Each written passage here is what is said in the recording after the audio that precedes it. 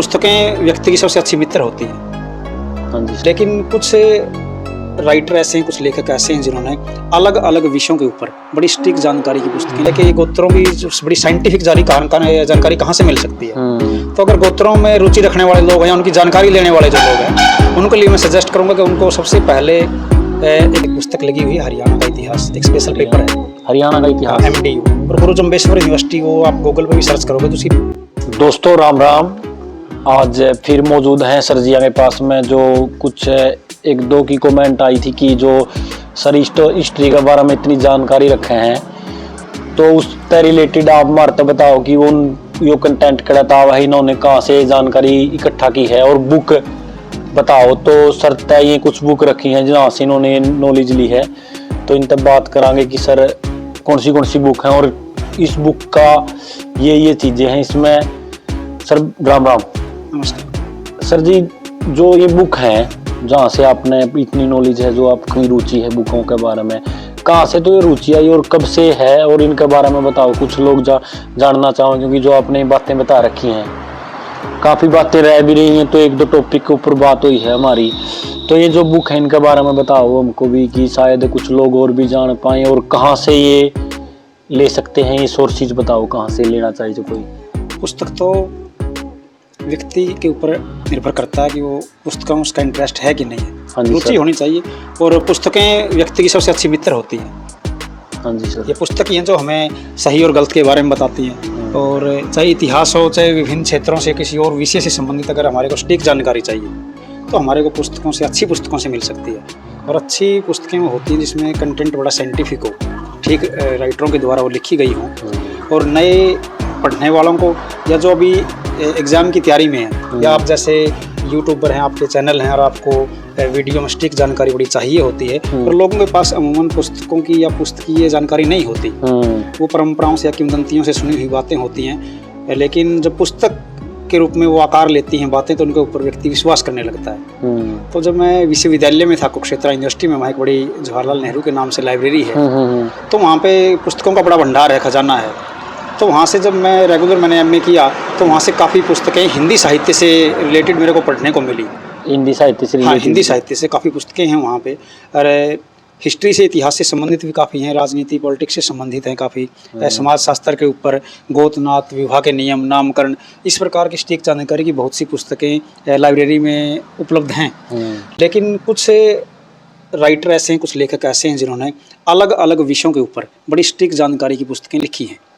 अगर जैसे आपकी वीडियो मैंने YouTube के चैनल के ऊपर देखी, तो आपकी काफ़ी वीडियो गोत्रों को लेके हैं। तो जो गोत्र गाँव दर्शक ये सोचते हैं कि गोत्रों के बारे में ज़्यादा से ज़्यादा जानकारी हो, हालांकि जब कोई चीज़ें सामने आती हैं, तो अगर आपने गोत्रों के ऊपर शुरू किया, तो लोगों की जिज्ञासा ये हुई, कमेंट आपके पोस्टों के ऊपर यह आया कि गोत्रों की बड़ी साइंटिफिक जानकारी कहाँ से मिल सकती है। तो अगर गोत्रों में रुचि रखने वाले लोग हैं, उनकी जानकारी लेने वाले जो लोग हैं, उनके लिए मैं सजेस्ट करूँगा कि उनको सबसे पहले एक पुस्तक है राजस्थान के जाटों का इतिहास। राजस्थान के जाटों का इतिहास, ये प्रोफेसर पेमाराम जी की लिखी हुई पुस्तक है। प्रोफेसर पेमाराम जी की पुस्तक है ये। इसमें जाटों के जो गोत्र हैं, या जो मुख्य राजवंश रहे हैं, चाहे भरतपुर रियासत रही हो या आपकी बल्लभगढ़ रियासत रही हो, तो उनके बारे में बड़ी सटीक जानकारी दी हुई है, तथ्यात्मक जानकारी है, और बहुत पुरानी किताब लिखी हुई है, कोई आज की नहीं है, पिछले 20 से 25 सालों पहले किताब लिखी गई। और पेमाराम जी ने काफ़ी मेहनत करके इस पुस्तक को लिखा है। जितना मैंने इसको पढ़ा है, मेरे को जानकारी बड़ी सटीक लगी। और इस पुस्तक को पढ़ने के बाद मैंने ठाकुर देशराज जी हैं, इन्होंने जाट इतिहास लिखा हुआ है।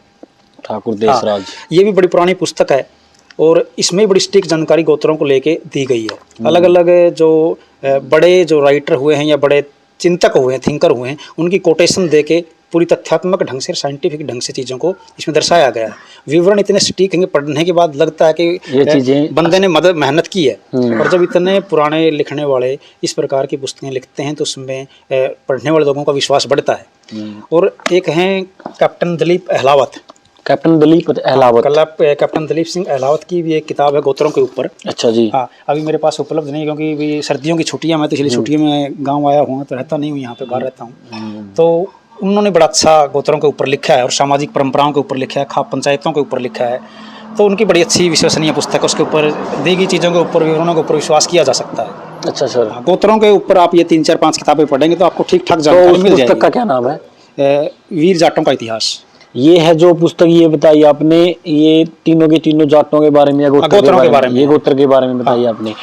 तो और कोई और पुस्तक जिसमें जैसे हरियाणा की इतिहास से रिलेटेड, हरियाणा से संबंधित अगर कोई पुस्तक हम देखें तो सबसे पहले तो एमडी यूनिवर्सिटी के जो पत्राचार विभाग है उसके पाठ्यक्रम में एक पुस्तक लगी हुई है, हरियाणा का इतिहास, एक स्पेशल पेपर है हरियाणा का इतिहास, एमडीयू। और गुरु जम्बेश्वर यूनिवर्सिटी को आप गूगल पे भी सर्च करोगे तो उसकी पीडीएफ फाइल आप मिल जाएगी। बड़ी सटीक जानकारी है, ऑथेंटिकेट बुक्स हैं, आप वहाँ से ले सकते हैं। दूसरा जो हरियाणा गजेटियर है, हरियाणा गजेटियर जो उसमें 2 वॉल्यूम में है, वो गवर्नमेंट साइट पे होते हैं। गवर्नमेंट साइट पे राजस्व रेवेन्यू डिपार्टमेंट की जो साइट है उस पे मिल जाएगा, वो उपलब्ध होता है। तो वहाँ से उसको डाउनलोड करके आप अगर पुस्तक के रूप में नहीं लेना चाहते तो आप वैसे ही ई लाइब्रेरी में जाके उसको पढ़ सकते हैं या पीडीएफ फाइल से पढ़ सकते हैं। दूसरा, अलग अलग जिलों के डिस्ट्रिक्ट गजेटियर हैं। गजेटियर का मतलब होता है कि गवर्नमेंट ने जो जानकारी साझा की वो ऑथेंटिकेट है, उसके ऊपर विश्वास करते हैं लोग। जो चीज़ उसमें लिखी गई है, कौन सा डिस्ट्रिक्ट है, कब इजाद हुआ, कितना एरिया उसका है, कितनी तहसीलें उसमें है, हरियाणा का जियोग्राफिकल कंडीशन क्या है, पॉलिटिकल स्ट्रक्चर क्या है, ये सारी चीज़ें पूरी जानकारी उन गजेटियर में दी हुई है। पूरी दे रखी है, एक पूरी लेंथी हरियाणा के नामकरण के ऊपर भी बड़े सटीक और साइंटिफिक विवरण दिए हुए हैं। तो गजेटियर से आप कर सकते हैं। नहीं तो यशपाल गुलिया जी ने बड़ी मेहनत की है, यशपाल गुलिया, हाँ, उनकी पुस्तकें जैसे मेरे पास है, ये हरियाणा के अज्ञात युद्ध, ये हरियाणा के जो युद्ध हुए सारे युद्धों का विवरण इसमें दिया पता नहीं था। हाँ बिल्कुल, सारे युद्ध इसमें दिए गए हैं। फेमस ये जो प्रसिद्ध युद्ध हो तो हर पुस्तक में मिल जाएंगे, लेकिन इन्होंने किताब ही एक लिखी हरियाणा के अज्ञात जिनके युद्धों के बारे में लोगों को कम जानकारी थी। तो यशपाल गुलिया जी का सराहनीय कार्य है, उनकी मेहनत को सलाम है कि उन्होंने इतनी प्राचीन और महत्वपूर्ण सामग्री को एक पुस्तक के रूप में लेके आए। तो एक किताब आती है डॉक्टर केसी यादव की, केसी यादव की, कोई मेरे पास अभी उपलब्ध नहीं है, हरियाणा के इतिहास के नाम से बड़ी अच्छी किताब है। अच्छा, यादव साहब ने भी काफी मेहनत की है और मेरे को ऐसा लगता है हरियाणा में जो सबसे विश्वसनीय किताब है वो केसी यादव जी की है। हरियाणा के इतिहास से संबंधित है, बिल्कुल सटीक जानकारी दी गई है और बड़ी अच्छी पुस्तक है, उसको आप पढ़ सकते हैं। दूसरा, अगर आप थोड़ी और एडवांस जानकारी चाहते हैं तो आप, अगर संतों में आपका इंटरेस्ट है, जो हमारी संत परंपरा रही है, तो एक ये पुस्तक है परशुराम चतुर्वेदी जी की, उत्तरी भारत की संत परंपरा। ये जो है भारी भरकम बुक है, लेकिन उत्तर भारत के, नॉर्थ इंडिया के जितने भी बड़े संत हुए हैं, जो संप्रदाय है ना, संप्रदाय उत्तर भारत के, नॉर्थ इंडिया के, उत्तरी भारत की संत परंपरा, उत्तर भारत के जितने भी संत हुए हैं उनके बारे में चतुर्वेदी जी ने बहुत डिटेल से लिखा है। अच्छा सर, हाँ, इसके बिल्कुल जन्म, उनकी परंपराएं, कब उन्होंने किस पंथ को कब इजाद किया, कौन कौन उनके शिष्य हुए, कौन कौन सी उनकी पुस्तकें हुई, बिल्कुल सटीक और बारीक जानकारी दी गई। इस पुस्तक को पढ़ सकते हैं। अगर किसी का, आपके दर्शकों का या और साथी भी जो इस वीडियो को देखेंगे, अगर उनका रियासतों में विश्वास है, जो हरियाणा में रियासतें हुई हैं, तो यशपाल गुलिया जी ने ये रियासतों के ऊपर भी हरियाणा का रियासती इतिहास, ये यशपाल गुलिया की जो बुक है, यशपाल गुलिया जी की बुक है ये, इसके अंदर भी बड़ी सटीक जानकारी रियासतों के बारे में दी गई है। चाहे आपकी दुजाना रियासत हो, फर्रुखनगर हो, आपका झज्जर नवाब हो, और आपका बहादुरगढ़ हो, जींद रियासत हो, इन सब के बारे में, बल्लभगढ़ के बारे में, नहुंग घासेड़ा के बारे में, तो जितनी भी रियासतें यहाँ पे हुई हैं, राजा जहाँ पे हुए हैं, उनके युद्ध, उनका जीवन, उनकी किस प्रकार की रियासतें थी, क्या उनमें कस्टम थे, पूरा डिटेल से उन्होंने इस पुस्तक में लिखा है। ये डॉक्टर एजाज अहमद की एक पुस्तक है, हरियाणा का इतिहास, प्राचीन काल से आधुनिक काल तक। प्राचीन काल से आधुनिक काल तक डॉक्टर एजाज ने भी मेहनत करके इस पुस्तक को लिखा है और इस पुस्तक के अंदर भी अच्छे विवरण दिए गए हैं। हरियाणा का इतिहास, डॉक्टर एजाज अहमद। हरियाणा के इतिहास पे तो बहुत पुस्तक मिल जाएगी, लेकिन ये मतलब निर्भर करता है कि हम पढ़ कितने सकते हैं। जो क्रीम है ये बिल्कुल है, बिल्कुल। ये है हरियाणा का ऐतिहासिक धरोहर, ये भी हरियाणा के इतिहास से संबंधित धरोहर, ये जो मंदिर वगैरह, हाँ सब कुछ है इसके अंदर, ये धरोहर वगैरह हरियाणा का इतिहास से संबंधित विवरण दिए गए हैं। डॉक्टर अतुल यादव की ये किताब है। अच्छा सर, हाँ। और ये और अभी जो पिछले 2-3 सालों में जो मेहनत तो हुई है, उस मेहनत का अगर परिणाम मैं देखूं तो डॉक्टर सतीश त्यागी जी भी बधाई के पात्र हैं। सतीश त्यागी जी ने अपनी पुस्तक पॉलिटिक्स ऑफ चौधर में हरियाणा से संबंधित, चाहे राजनीति से हो, चाहे हरियाणा के नामकरण से हो, हरियाणा के इतिहास से संबंधित हो, इसकी भूमिका में उन्होंने बहुत अच्छा हरियाणा का विवरण दिया है। सारी बारीक जानकारियों को इसके अंदर जुटाया है, संग्रह किया है। मैं कह सकता हूँ कि त्यागी जी ने बड़ी मेहनत करके कंटेंट को जुटाया और उसको इसके अंदर मतलब किससे रिलेटेड ज्यादा, ये हरियाणा की पॉलिटिक्स, हरियाणा का इतिहास और किस किस कॉन्स्टिट्यूएंसी से कौन कौन कितनी बार विधायक रहे, शुरुआत से हाँ बिल्कुल, हारा इतने वोटों से, जीता इतने वोटों से, सबका किस किसने इलेक्शन कहाँ से लड़ा, किस कॉन्स्टिट्यूएंसी में कितने इलेक्शन आज तक लड़े गए, कब कॉन्स्टिट्यूएंसी कौन सी बनी। और हरियाणा के मुख्यमंत्रियों के बारे में बड़ी स्ट्रिक्ट टिप्पणियां त्यागी जी ने दी हैं। अच्छा तो बड़ी अच्छी पुस्तक है। अगर अब कोई बिल्कुल लास्ट में अंतिम अगर मैं कहूँ, इस पुस्तक में अंत तक का विवरण दिया गया। अभी 2 साल पहले 3 साल पहले ये आई है और इसका सेकंड एडिशन जैसा कि मेरे को मालूम हुआ त्यागी जी अभी निकालने वाले हैं। अगले 6 महीने 1 साल में इसका द्वितीय संस्करण भी देखने को मिल सकता है। तो त्यागी जी को भी इस पुस्तक के लिए बहुत बहुत बधाई। अगर छात्र इसको पढ़ेंगे उनको बहुत सी नॉलेज और बहुत से नए तथ्य इस पुस्तक में मिलेंगे, मतलब एक प्रॉपर जानकारी। हाँ, प्रॉपर जानकारी। एक ये बुक है, अगर कोई हरियाणा के जो हिंदी के साहित्यकार हुए हैं, हिंदी के साहित्यकार जो हरियाणा में जन्म हुआ, जिन्होंने हिंदी में लिखा, हरियाणवी में लिखने वाले बहुत हैं, हाँ। लेकिन हरियाणा के ऐसे साहित्यकार जिन्होंने हिंदी साहित्य के लिए भी लिखा, उन 75 साहित्यकारों का विवरण बड़ा बारीक और सटीक दिया गया है। 75 हाँ, हरियाणा साहित्य अकादमी से पब्लिश है ये बुक और बड़ी सटीक जानकारी इस पुस्तक के अंदर दी गई है। 75 साहित्यकारों का परिचय, उनकी साहित्यिक रचनाएं वो इसमें बताई गई है। ये सर ये है हिंदी साहित्य से रिलेटेड, हरियाणा के जो साहित्यकार वो हरियाणा से, जो हरियाणा के हिंदी के साहित्यकार हुए, जिन्होंने लिखा है, मतलब एक प्रॉपर जन्म हरियाणा में हुआ लेकिन हिंदी साहित्य की कविताएं लिखी या उपन्यास लिखे, नाटक लिखे, इस प्रकार की सारी चीजें इसमें दी गई हैं। अच्छा सर, अगर कोई इतिहास की जानकारी ज्यादा सटीक लेना चाहता है तो इतिहास के बारे में, जिस प्रकार से इतिहास के 3 पार्ट हैं, एंशिएंट हिस्ट्री है, मेडिवल है और मॉडर्न है, प्राचीन इतिहास, मध्यकालीन इतिहास और आधुनिक इतिहास। तराइन से पानीपत एक ये पप्पू सिंह प्रजापत की बुक है, मेरे को बहुत अच्छी लगी है। सही और सटीक जानकारी दी गई है। 1191 से लेकर 1526 तक का जो लड़ाइयाँ हुई हैं, हाँ, लड़ाई हुई है, कोई भी घटनाएं घटी, 1191 से लेकर 1526 तक तराइन से पानीपत नाम है, तराइन से पानीपत, क्योंकि 1191 में तराइन की लड़ाई हुई और 1526 में पानीपत और 1526 की प्रथम लड़ाई हुई थी। पप्पू सिंह प्रजापत ने अच्छी किताब लिखी है, अच्छे तथ्य जुटाए हैं। और हरियाणा के बारे में अगर कोई और जानकारी चाहिए, मेरी स्वयं की पुस्तक है हरियाणा बोली एवं साहित्य। ये हरियाणा के इतिहास, हरियाणा की संस्कृति, हरियाणा का नामकरण और हरियाणा के साहित्यकार, चाहे वो हिंदी के हों या हरियाणवी के हों, जिन्होंने भी लिखा है, सारी तथ्यात्मक पत्र पत्रिकाएं आज तक की जितनी भी हरियाणा से पब्लिश। ये जो आपने बुक बनाई है, ये तो बुक होगी एक इंटरेस्ट के बेस पे बनाई हुई, लेंथी बुकें, वह प्रॉपर जानकारी, प्रॉपर फैक्ट के आधार पर है। ये जो आपने बुक बनाई है किस मंशा से बनाई है? एज ए स्टूडेंट, मान लो कोई कोचिंग वगैरह, उस बेस पे बनाई है, रुचिकर रूप से? जो गांव देहात के बच्चे होते हैं, कई बार फाइनेंशियल पैसे की उनके पास कमी होती है, वो अब इतनी पुस्तकें नहीं पढ़ सकते क्योंकि लेंथी भी ज्यादा हो गया, बहुत ज्यादा पैसा उनका खर्च हो जाएगा। मैंने कम से कम 15-20 से हरियाणा के इतिहास की पुस्तकें पढ़ के जो महत्वपूर्ण सामग्री कम समय में और कम पैसे में मिल जाए, ऐसी 15-20 किताबों को पढ़ के मैंने इसमें एक जगह पे लेके आया। मैं इसके महत्व की चीज थी, ये जो एक ही जगह पे मिल जाए, ये जो पुस्तक है, ये जो बच्चे पढ़ सके, हाँ बच्चे पढ़ सके, और कंपटीशन एग्जाम की जो तैयारी करने वाले जो बच्चे हैं उनके लिए बहुत ही ज्यादा फायदेमंद ये बुक रहेगी। सारी जानकारी इसमें मैंने एक जगह इकट्ठा की है। और कोई अगर सिख इतिहास के ऊपर, खुशवंत सिंह जी की काफ़ी किताबें हैं, हाँ, सिख इतिहास के ऊपर, और ये भी एक प्रकाशित हुई है पंजाबी साहित्य अकादमी हरियाणा से। ये जो है, हाँ, लोहागढ़ सिख राज्य की राजधानी, ये गगनदीप सिंह और गुरविंदर सिंह की पुस्तक है। इसके अंदर आपको सिखों के बारे में, लोहागढ़ पंजाब के अंदर है, ये यमुनानगर अम्बाड़ा ऊपर से यहाँ चलोगे तो लोहागढ़ किला है। अच्छा जी, जहाँ पे बंदा बहादुर जी आए, उन्होंने गुरु गोविंद सिंह जी जो वो आदेश पाकर यहाँ आए थे। अच्छा सर। और मैं आपको बता दूं, जो पिछली वीडियो मैंने आपको जिक्र किया था साहिबजादों का, जो वजीर खां थे, बंदा बहादुर ने ही वजीर खां को मार गिराया था सरहिंद में। जब 1705 में वो वहां से चलते हुए आए, उसका बदला लिया था साहिबजादों ने लिया था। हाँ, इन्होंने लिया था, बंदा बहादुर ने। तो ये उस बेस पे ये सबके, एक हम गांव देहात में आपने सुना होगा, एक लखी था बंजारा, ठीक है ना, तो लखी बंजारे का बड़ा सटीक विवरण इसमें दिया गया है। जैसे बंजारों के कुएं हुआ करते, पड़ाव डालते थे अपने, और बड़ी बड़ी उसकी बताते हैं कि जो आपके दिल्ली की काफी बिल्डिंगें, उसमें लखी बंजारे का बहुत बड़ा हाथ था। अच्छा, उन्होंने मतलब क्या इसमें बिल्कुल बड़े बड़े व्यापारिक उनके केंद्र होते थे और पैसे से वो बहुत मदद करते थे। कई बिल्डिंगें ऐसी हैं जिसमें इसने क्या बोलते हैं, लखी बंजारे ने पैसे से बहुत मदद की, मतलब अपने खुद के पैसे से। अच्छा। बड़ा तकड़ा कारोबार था, इसके घोड़े ऊंट इतना कारोबार था, बताते हैं किसी जमाने में बहुत लंबा चौड़ा व्यापारी था। ये लोहागढ़ से ही था? ना, ये दिल्ली में रहता था। ये दिल्ली में रहता था, और जो भी रियासतें थी जहाँ जरूरत पड़ी वहाँ पे उन्होंने मदद की। स्थायी नहीं था। हाँ, ये मतलब बंजारे इनका, लेकिन व्यापार इतना बड़ा था कि वो बहुत लार्ज स्केल पे था।